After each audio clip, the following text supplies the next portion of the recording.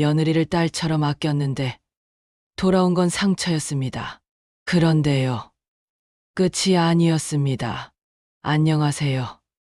저는 72세 이정자예요. 며느리 수진이는 제가 딸처럼 아꼈던 아이예요. 딸이 없던 저는 수진이가 처음 인사하러 왔을 때 손 붙잡고 울 정도였죠. 결혼 후에도 아기 낳고 몸 안 좋을 때 제가 다 챙겼습니다. 산후조리부터 이유식까지, 심지어는 제 적금 깨서 아기 보험도 들어줬어요. 수진이도 그런 저를 엄마라고 부르며 살갑게 대해줬죠. 그런데요, 얼마 전부터 수진이가 점점 저를 피하기 시작했어요. 전화해도 안 받고 저에게 찾아오지도 않고요. 어쩌다 연락이 닿으면 어머님 죄송해요. 지금 좀 바빠서요. 그 말만 반복됐죠. 그러다 수진이의 생일이라 일부러 조용히 찾아갔는데 안에서 웃음소리가 들리더라고요. 창문 너머로 본 건 수진이와 안사돈, 그리고 아들과 손주까지 넷이서만 케이크에 촛불을 불고 있는 장면이었어요. 저만 빠진 자리였죠.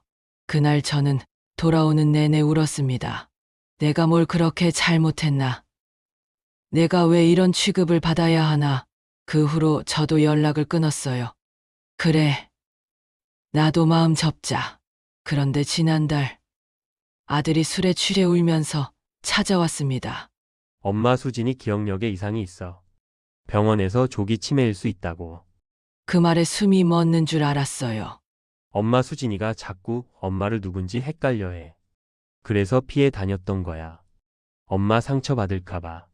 그때서야 그 아이가 왜 그렇게 저를 볼 때 불안한 눈빛이었는지, 왜 자꾸 절 피했는지 이해가 됐습니다.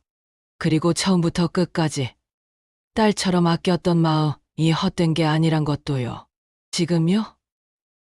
저는 수진이 옆에 있어요. 같이 병원 가고 식사 챙기고 엄마 고마워요.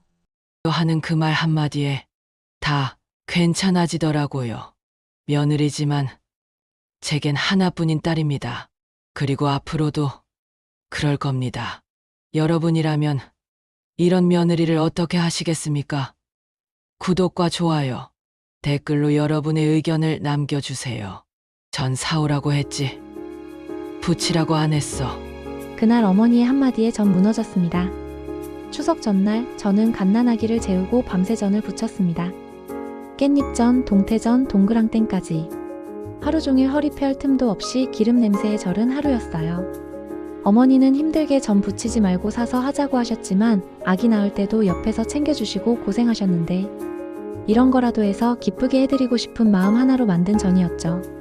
다음날 시댁에 도착해 전을 내놓았어요. 그런데 시어머니는 전을 보자마자 차가운 말투로 이렇게 말했습니다. 내가 사오랬잖니. 왜 고생을 사서 해? 그 순간 제 눈앞이 깜깜해졌습니다. 다정하셨던 어머니는 온데간데 없고 너무 냉정한 모습에 전 아무 말도 못하고 고개를 숙였죠. 남편도 아무 말 없이 어머니 눈치만 보고 있었어요. 식사를 마치고 설거지를 하는데 시어머니와 시누이의 대화가 들렸습니다. 엄마, 근데 방금은 좀 심하셨어요. 새언니가 그거 밤새 만든 거라던데. 그래서 일부러 그런 거야. 네, 수진이 내가 뭐라 해도 괜찮아요. 어머니하고 항상 웃기만 하더라. 내가 좋게 말하면 다음에 또 힘들게 전 부치고 그럴 거라. 이렇게 모질게 말하면 자기도 화나서라도 다음에 안 하지 않겠니? 그 말을 듣는 순간 제 눈가가 뜨거워졌습니다. 그날 밤 시어머니가 저를 조용히 부르셨습니다. 수진아, 내가 너무 모질게 말했지. 미안하다.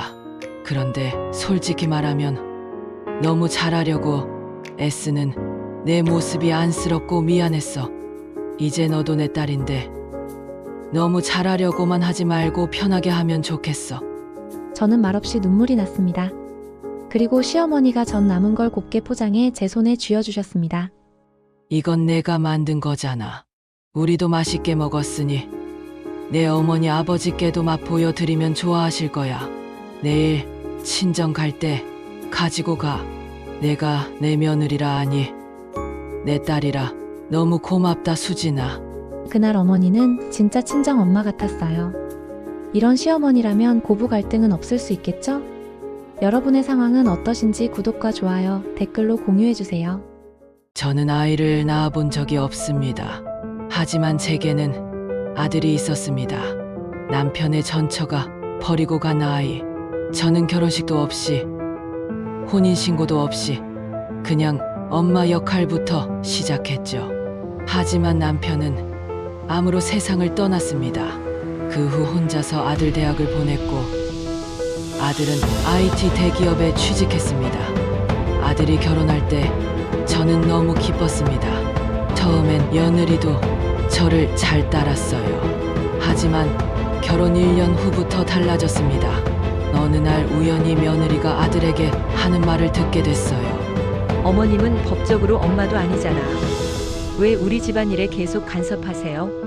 그 말에 제 가슴이 철렁 내려앉았습니다. 혼인신고를 하지 않았다는 사실을 저조차도 잊고 있었는데 그게 이렇게 제 발목을 잡을 줄 몰랐죠. 그런 어느 날 청천벽력 같은 일이 일어났습니다. 아들이 교통사고로 세상을 떠난 것이죠. 저는 영안실로 향했습니다. 하지만 입구에서 며느리가 저를 막았어요. 어머님 죄송하지만 여긴 법적 가족만 들어갈 수 있어요. 뭐라고? 어머님은 남편과 법적으로 남이잖아요. 그때 뒤에서 목소리가 들렸습니다. 맞아요. 법적 어머니는 저예요. 당신은 아무런 자격이 없죠. 그동안 얼굴 한 번 안 비추던 아들의 친엄마가 상주 자리에 앉아 조문객들을 받고 있었습니다. 복도에서 두 사람이 소곤거리는 게 들렸습니다. 어머니, 저 여자가 준호 재산을 노릴까봐 걱정이에요. 아무 걱정 말아라. 그 여자는 법적으로 아무 권리 없어. 그 순간 아들을 키워온 제 시간이 무너지는 소리가 들렸습니다. 저는 아들을 보지도 못한 채 영안실 문 앞에서 그렇게 돌아섰습니다. 그렇게 아들의 장례식이 끝나고 3일째 되던 날 변호사가 저와 며느리 친모를 불러 모았습니다. 고인께서 2년 전 작성하신 유언장이 있습니다. 며느리와 친엄마의 얼굴이 굳었습니다. 변호사가 유언장을 낭독했습니다. 제 모든 재산은 저를 길러주신 제 어머니께 상속합니다. 법적으론 친모가 아닐지 몰라도 제 인생에서 진짜 어머니는 단 한 분뿐입니다. 며느리는 그 자리에서 주저앉았고 친엄마는 아무 말도 하지 못했습니다. 법적으론 엄마가 아니었지만 아들은 알고 있었습니다. 진짜 가족은 핏줄이나 법이 아니라 함께 마음을 나눈 시간으로 만들어집니다. 저는 68세 박순자입니다. 아들은 1년 전부터 해외 장기 출장 중이고 며느리 수진이와 단둘이 살고 있었죠. 그런데 6개월 전부터 제가 좀 이상했습니다.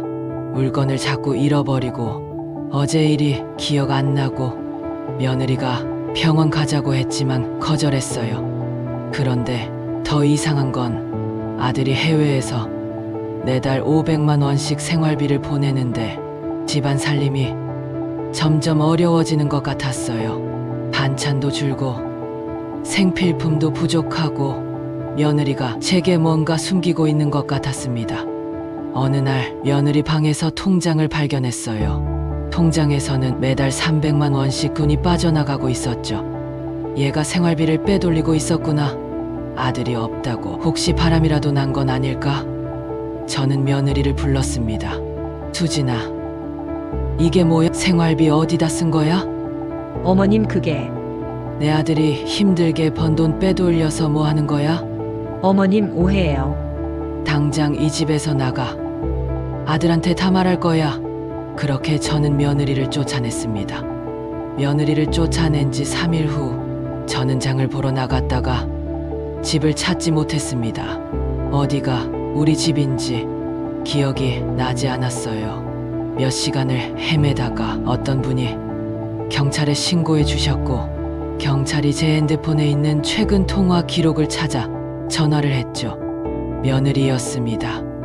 며느리가 달려왔어요. 저를 보자마자 눈물을 흘리며 안았습니다. 어머님 제가 늦었어요. 죄송해요. 그리고 그날 아들이 1년 만에 해외 출장해서 돌아왔습니다. 그날 아들이 며느리 방을 정리하다가 노트 한 권을 발견했습니다. 어머님 치매 간병 기록. 거기엔 제 증상이 자세하게 적혀 있었어요. 같은 이야기 반복하시는 날이 많아졌다. 물건을 자주 잃어버리신다. 길 찾기 어려워하신다. 그리고 마지막 페이지. 생활비 500만 원 중 300만 원씩 절약해서 치매 전문 병원 치료비 모으는 중. 남편 없이 힘들지만 그래도 어머니를 위해서 나라도 힘내자. 며느리는 생활비를 쪼개서 제 병원비를 모으고 있었던 겁니다. 그런데 저는 그 사람을 도둑이라 부르고 쫓아냈습니다. 병원 진단 결과 치매 초기였습니다.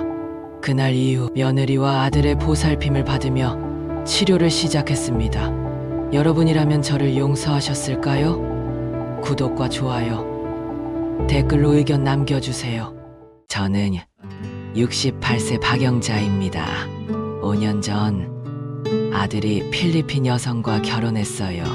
처음엔 반대했지만 며느리 마리아는 정말 착했어요. 친딸처럼 아꼈죠. 그런데 어느 날 우연히 본 통장에서 결혼 후 지금까지 매월 20만 원씩 5년간 1,300만 원이 외국으로 송금되고 있었어요. 혹시 며느리가 필리핀에 다른 남자라도 있는 건가? 저는 며느리를 불러 앉혔습니다. 마리아, 이 돈 어디에 보내고 있는 거니? 며느리 얼굴이 새하얗게 질렸어요. 엄마 미안해요. 사실 제가 어렸을 때 자란 고아원에 정기 후원을 하고 있었어요. 며느리의 어린 시절을 알고 있었지만 솔직히 저는 그 말을 다 믿을 수 없었어요. 그래서 며느리와 함께 필리핀으로 향했습니다. 도착해서 본 건 상상 이상이었습니다. 벽에 금이 간 건물, 맨발로 뛰어다니는 아이들. 그때 고아원 원장님이 저희를 반기며 복도 한쪽으로 데려가더군요. 그곳에는 후원자 명단이 붙어 있었고 그걸 보고 저는 너무 놀랐어요. 박영자, 2019년부터 매월 20만 원. 박영자님이 살린 아이들 42명. 잠깐 이건 내 이름인데? 저는 마리아에게 물었어요. 마리아, 왜 내 이름이 여기 있는 거니? 의아해하는 저를 보며 마리아가 말했어요.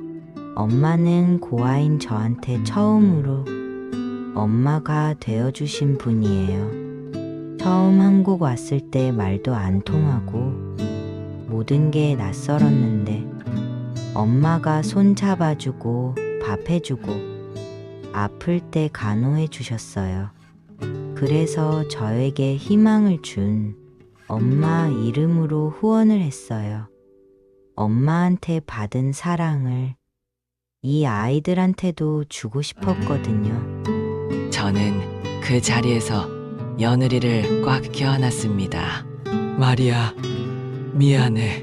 엄마가 너를 의심했어. 한국으로 돌아온 뒤 저는 며느리와 매달 함께 은행에 갑니다. 이제는 각자 이름으로 20만 원씩 보내요. 여러분도 며느리나 시어머니와의 특별한 이야기가 있나요? 댓글로 나눠주세요. 그리고 이 이야기가 감동적이었다면 구독 버튼으로 저희 가족에게 힘을 주세요.